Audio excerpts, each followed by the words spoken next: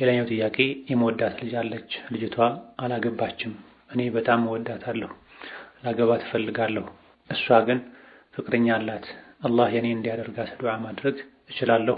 ያብራሩልኝ የሚል ጥያቄ ነው። በዲናችን ፍቅረኛ የሚባል ነገር የለም ከኒካህ በፊት። ልጅቷ ባለትዳር ከሆነች ከባለትዳር ጋር መቀራረብ፣ እነዚህ አይነት ነገር ማሰብ መከጀልም የተከለከለ ነው። ባለትዳር ካልሆነች አደብና ሐያ ዲን ያላት ሴት እስከሆነች ድረስ ፍቅረኛ የሚባል ነገር አይኖራትም። ቃሉም የሚከብድ ነው። ሙስሊም ከአንደበቱ የሚወጣ ቃል አይደለም፣ ካፊሮች ዘንድ የተለመደ ነው። ምናልባት እጮኛ ሊባል ይችላል። ቤተሰብ ያወቀው በወግ በማዕረግ በስርዓት ለትዳር የጠየቃት እጮኛ ካላት እጮኛ ካለ እንደዚህ አይነትን ሴት ማናገርም እሷን ለማግባት ሽምግልና መላክም አይገባም። አንድ ሰው ያጫትን ሴት ሌላ ሰው ሄዶ ማጨት እንደማይቻል ነብዩ አለይሂ ሰላቱ ሰላም ተናግረዋል። ተፈቅዶለት እስኪያገባ አሊያ ደግሞ አይሆንም ተብሎ እስኪመለስ ቁርጡ እስኪታወቅ ድረስ መጠበቅ አለበት። ዱዓ ማድረግ ካስፈለገም በጥቅሉ ለኔ ኸይር ከሆነች ለኔ ከከተብካት ለኔ አድርጋት ብለው ጥቅል የሆነ ዱዓ ማድረግ ነው የሚቻል። ፍቅረኛ የሚለው ቃል ብዙ ሰዎች እንደሚጠቀሙት ከሆነ ቤተሰብ የማያውቀው ታጭታ ሳይሆን ሌላ እሷ የምትፈልገው ከሸሪዓ ውጪ የሆነ ግንኙነት ያላቸው ወንድ ጋር ግንኙነት ካላት ዲን የሚያሳስበው ስለ ዲኑ የሚጠይቅ ሰው እንዲህ አይነት ሴት ጋር ትዳር ውስጥ ለመግባት ሊያስብ አይገባው። ሷሊህ የሆነች አላህ የምትፈራ ለዲኗ ጥንቃቄ የምታደርግ ለዲኔ የምታግዘኝ አንተው ስጠኝ አመቻችልኝ ብለው አላህን መለመን ነው የሚሻለው። የወደዱት ተስፋ ያደረጉት ሁሉ ለትዳር ይሆናል ማለት አይደለም። እሷን ስጠኝ ብለው ገድቦ መጠየቁ መጨረሻው ኸይር ላይሆን ይችላል። ለኔ ኸይር ከሆነች ለኔ ከትባት ከሆነ መንገዱን አግራለኝ፣ ካልሆነ ከልብ ያውጣልኝ የተሻለችዋን ለዲኔም ለዱንያዬም ምትበጀዋን አንተው ስጠኝ ብሎ ዱዓ ማድረግ ነው የሚገባው። ሌላኛው ጥያቄ ከጅልባብ ላይ ጃኬት መልበስ እንዴት ይታያል የሚል ጥያቄ ነው። ጅልባብ ከስር የተለበሱ ልብሶችን ሁሉ የሚሸፍን የልብስ አይነት ነው። ጅልባብ ከተለበሰ በኋላ ላዩ ላይ ሻሽ መጠምጠም፣ ሂጃብ የሚሉትን ማድረግ፣ የአንገትን ቅርጽ የፀጉርን ቅርጽ በሚያሳይ መልኩ ሻሽ ሂጃብ ነገር መጠቅለል፣ ጃኬትና ካፖርት መደረብ፣ ሻርፕ ማድረግ፣ ይሄ ሁሉ ስህተት ነው። ሴት ልጅ የምትለብሳቸው ነገሮች ሁሉ ከስር ለብሳ ያ ላይ ነው ጅልባብ ማድረግ ያለባት። ለብርድ ጃኬት ያስፈልገኛል ካለች ከጅልባቡ ስር ነው ማድረግ ያለባት። ጅልባብ ተደርጎ ላዩ ላይ ጃኬት ማድረግ የሰውነት ቅርጽ እንዲወጣ ያደርጋል። ጅልባቡ ማዕና ትርጉም እንዳይኖረው ጥቅም እንዳይኖረው ያደርጋል። የጅልባብ አንዱ ትልቅ ዓላማው የሰውነት ቅርጽ እንዳይታይ ከስር የተለበሱ የሚያምሩ የተለያየ ከለር ያላቸው ልብሶች እንዳይታዩ ማድረጊያ ነው። ዩድኒነ ዐለይሂነ ሚን ጀላቢቢሂን። ጅልባብ ከተለበሰ በኋላ ላዩ ላይ ጃኬት መደረጉ፣ ሻርፕ ማድረጉ፣ የፀጉር መሸፈኛ የሚመስሉ አጫጭር በተለምዶ ድሮ ሂጃብ የሚባሉ ጨርቆችን መጠቅለል የጅልባብን ዓላማ አለመረዳት ነው። ስለዚህ ጅልባብን አላህ ስላዘዘ ብለው ከሆነ የሚለብሱት ከጅልባብ ላይ ምንም መደረብ የለበትም። የሌሎች ልብሶች መሸፈኛ ከሌሎች ልብሶች ላይ የሚደረብ ልብስ አድርጎ መጠቀም ነው የሚገባው። ሌላኛው ጥያቄ የኒቃብና የጅልባብ ከለር ካልተመሳሰለ መልበስ አይቻልም ይላሉ። ይህ እንዴት ይታያል የሚል ጥያቄ። ጅልባብና ኒቃብ፣ ጓንት፣ ካልሲ መልካቸው ከለራቸው አንድ መሆን አለበት። የበለጠ ተሰቱር መሸፈን መሰተር የሚገኘውም በዚህ ነው። አንዱ ጥቁር፣ አንዱ አረንጓዴ፣ አንዱ ሌላ ከለር ከሆነ የመሳብ አይን ውስጥ የማስገባት እድሉ ሰፊ ይሆናል። ወጥ ሲሆን አይን ውስጥ የማስገባት የመሳብ እድሉ ጠባብ ይሆናል። ስለዚህ በላጩ አንድ አይነት ከለር መልበስ ነው መሆን ያለበትም ይሄ ነው።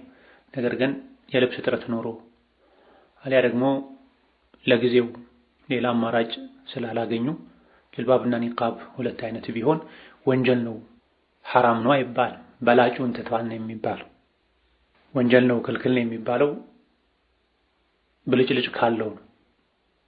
ጅልባቡ ወይም ኒቃቡ ከሁለት አንዱ ቡራቡሬ ከሆነ ሁለት ሶስት አይነት ከለር ካለው ወጥ ካልሆነ ጌጥ የሚመስል የሚስብ ከሆነ ይሄ ነው የሚከለከለው።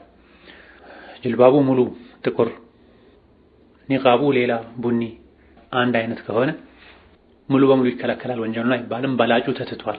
ይሄን ያደረገ ሰው በላጩን ትቷል ነው የሚባል። በሆኑ አጋጣሚዎች ካልተገደዱ በስተቀር ይሄ ማድረጉ ግን ተገቢ አይደለም።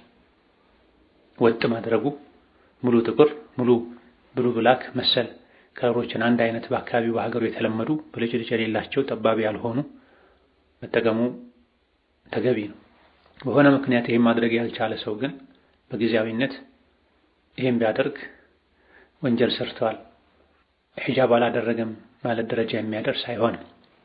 ሌላኛው ጥያቄ አንዲት ሴት ጫትን አልወድም ትላለች፣ ነገር ግን ጫት ለሚቅሙ ሰዎች ለስላሳ ቡና ታቀርባለች። ሁክሙ ምንድነው? ይሄ በወንጀል ማገዝ ነው።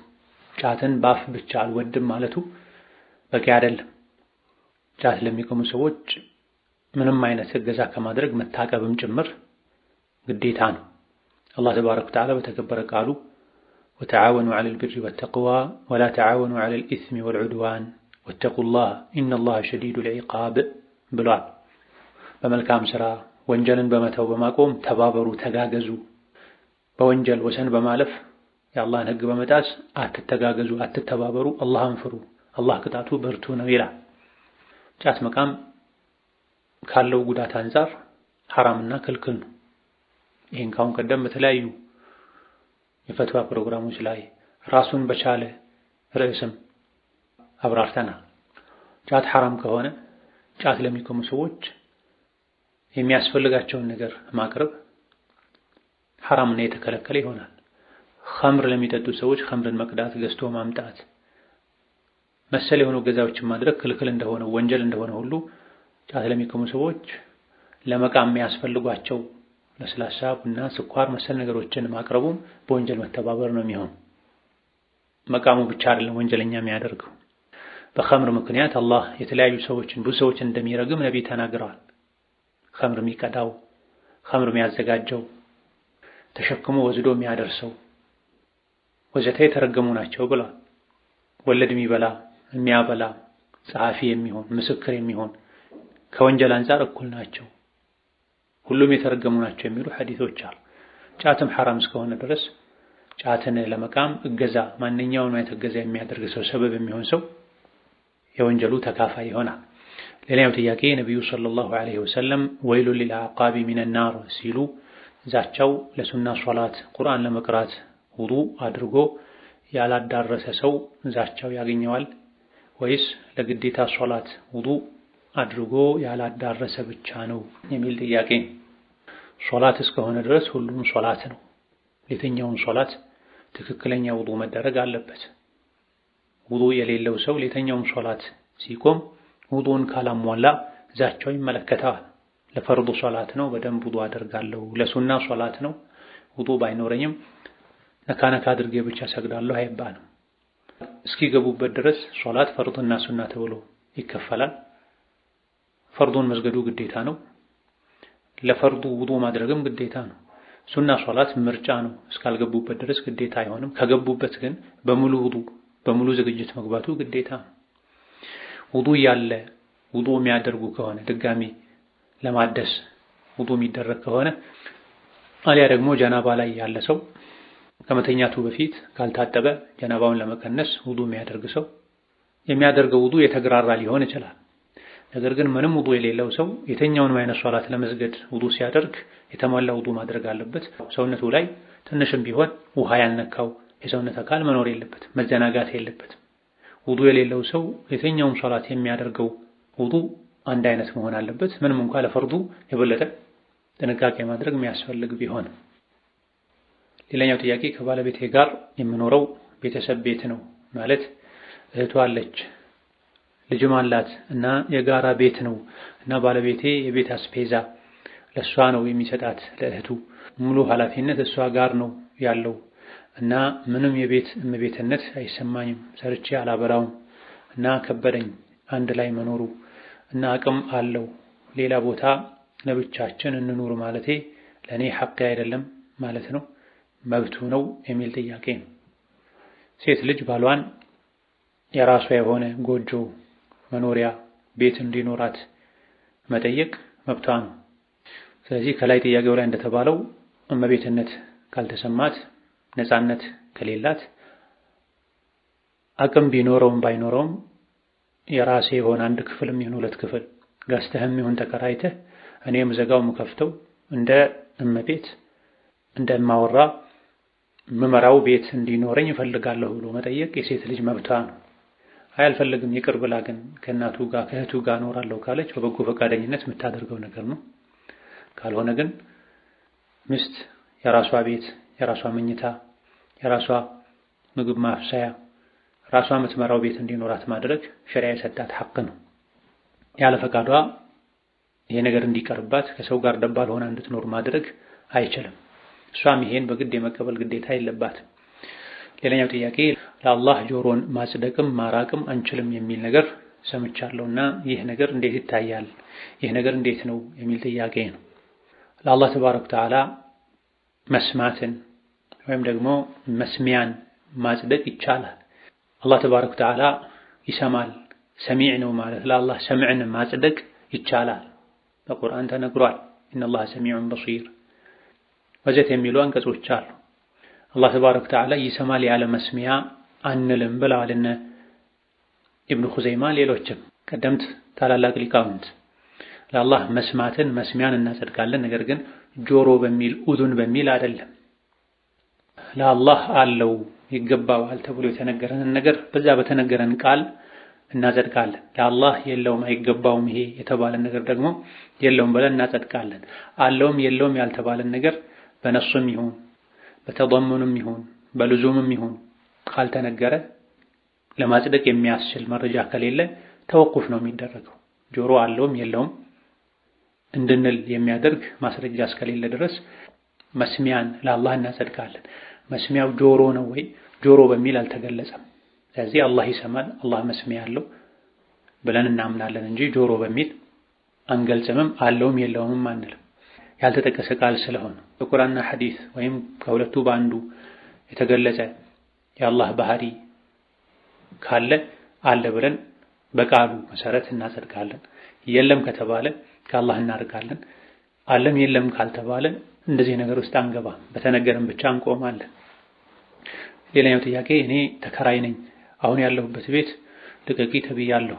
ቤት ስፈልግ በጣም የተቸገርኳቸው ነገሮች አሉ። እነሱም መስጂድ አካባቢ ቤት በጣም ውድ ነው፣ አቅሜ ስለማይችል ራቅ ብዬ ተከራይቼ ባሌ ሱብሒና ኢሻ ጀማዓ ባይሄድ ይበቃለታል። ብቻውን መመላለስ ለህይወቱ አስጊ ስለሚሆን፣ እንዲሁም አብዛኛው ክርስቲያን ሙስሊም ማከራየት አይፈልግም። ሙስሊም አከራዮች ቤት ከማስወደዳቸው ጋር ልጅ ያለው ሰው ማከራየት አይፈልጉም።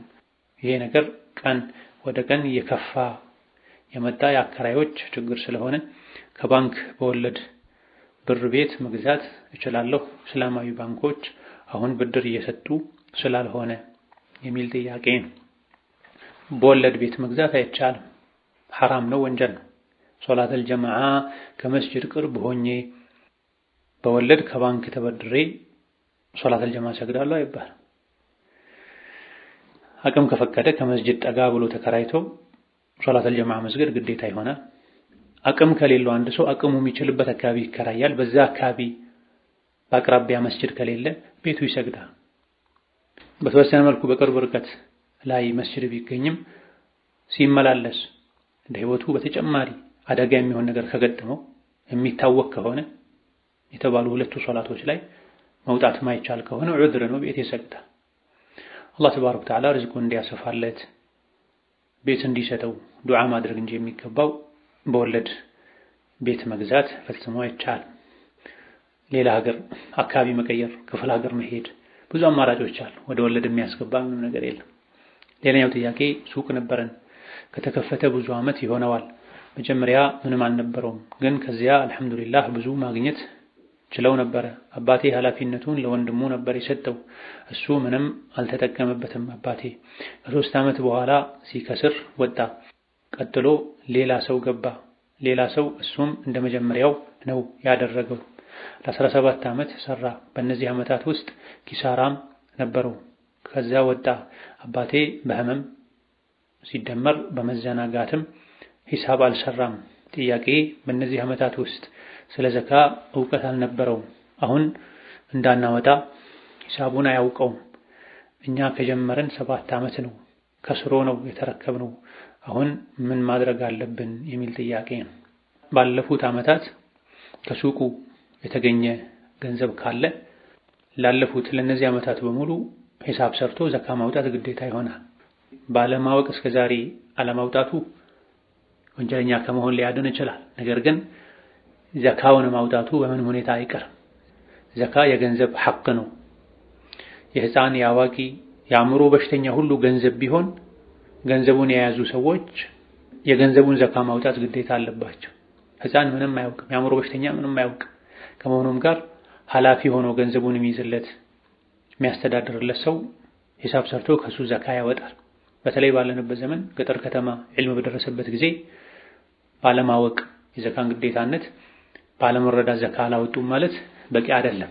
ይሁንና ሆኖም አያውቁም ነበር ከተባለ ያወቀ ዘካ ያላወጣ ሰው ወንጀለኛ እንደሚሆነው ወንጀለኛ መሆኑ ይቀራል። ግን ሂሳብ ሰርቶ ዘካ ማውጣቱ አይቀርም። የ5 የ10 የ20 የ30 ዓመት ቢሆን ሂሳብ ሰርቶ ያለፉ ዓመታትን ዘካ ማውጣት ግዴታ ነው።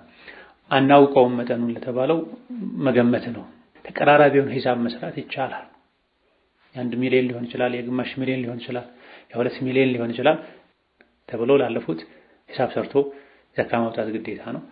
ነገ አላህ ፊት ከመያዝ በፊት ዛሬ ዱንያ ላይ ራስን ጎትቶም ቢሆን ራስን ከተጠያቂነት ማዳን ራስን ማጥራት ግዴታ። የተሰራው ገንዘብ ከፍ ካለ ጽፎ አስቀምጦ ገንዘብ ሲያገኙ ማውጣት ይቻላል።